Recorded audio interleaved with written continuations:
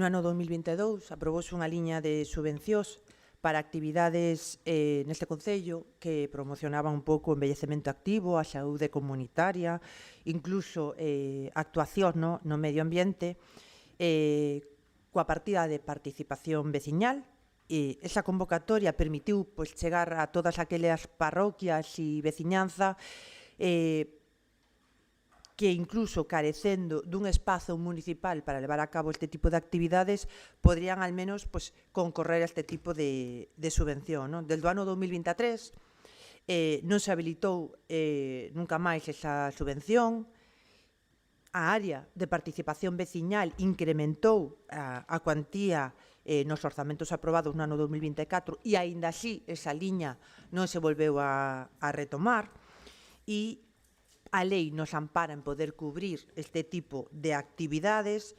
Tiñamos o beneplácito e os informes favorables que non tiñan reparo por parte da intervención e considerábamos naquel momento que era importante para nós crear esta liña para que desaparecera un pouquiño a discriminación que existe entre os colectivos deste Concello que si teñen unha instalación municipal de aqueles que non teñen unha instalación municipal e eles si se fan cargo de todo tipo de mantemento, luz e actividades. É unha forma de fomento de actividades para os nosos maiores que tampouco poden facer grandes desplazamentos.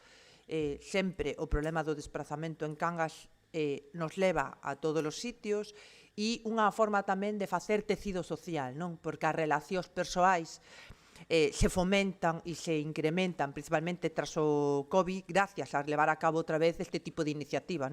Entón, existindo a lei do noso lado, existindo orzamento para levarlo a cabo, nos parece unha pena que esta liña de subvencións non se volva a retomar, co cual demanda hai, colectivos suficientes que sí que a demandarían existen, co cual, nós o que pedimos en todo caso é que se consiga o apoio por unanimidade para esta petición e que de verdade se saque esta liña porque tanto, axudou a determinadas parroquias para ter esa actividade que sin este tipo de líneas non as terían. Eu non sabía que unha moción deste estilo para axudar as asociacións só valera para a forma e o énfasis é o máis importante nestes casos. É dicir, di que nós votamos todo en contra. Oxalá nos hubiéramos votado todo en contra como nos votaron a nós antes. Para nada. O dixen na moción do Partido Popular e o reitero agora. A Alternativa dos Veciños vota a favor da moción independentemente do color que a presente, sempre e cando considere que iso beneficia aos veciños e as veciñas de Cangas e está aí durante os 2 últimos anos para comprobar exactamente esa situación. E sempre que puido participou presentando enmendas para adaptar o voto e sempre ser un voto favorable. Non a política dos brazos cruzados que fai aquí algún concelleiro ou concelleira. Eso que quede claro.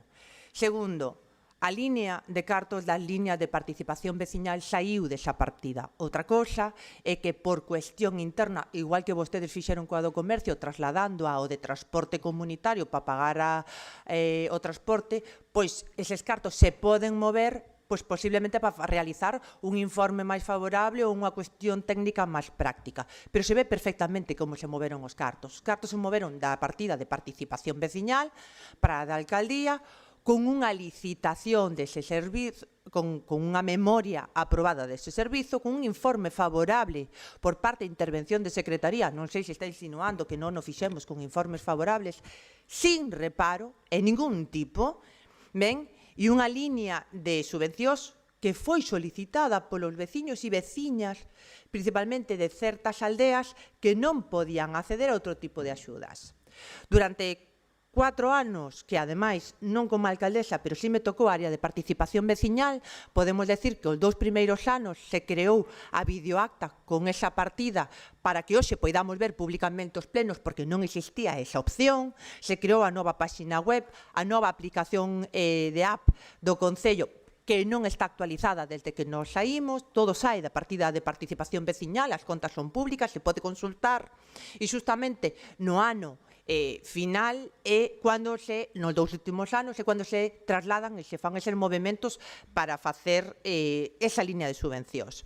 Estamos falando de 10.000 euros, por si alguén pensa, dun orzamento de 19 millóns, por si alguén pensa que o que queremos meter son 5 millóns de euros. No. E é porque existía unha demanda por parte da veciñanza? Sí. Que certamente o que descubrimos, e todo hai que decilo, é que en moitos colectivos lle faltaba certa documentación que sí, Intervención e Secretaría exixían para poder entrar nesas subvencións e que así o intentaron ir utilizando. Podemos falar que esta subvención axuda a aquelas asociacións que non teñen centros sociais propios. Por qué? Porque sí que existe unha discriminación neste Concello con respecto a ese tipo de axudas, non? O Concello directamente dá cursos de gimnasia en certas instalacións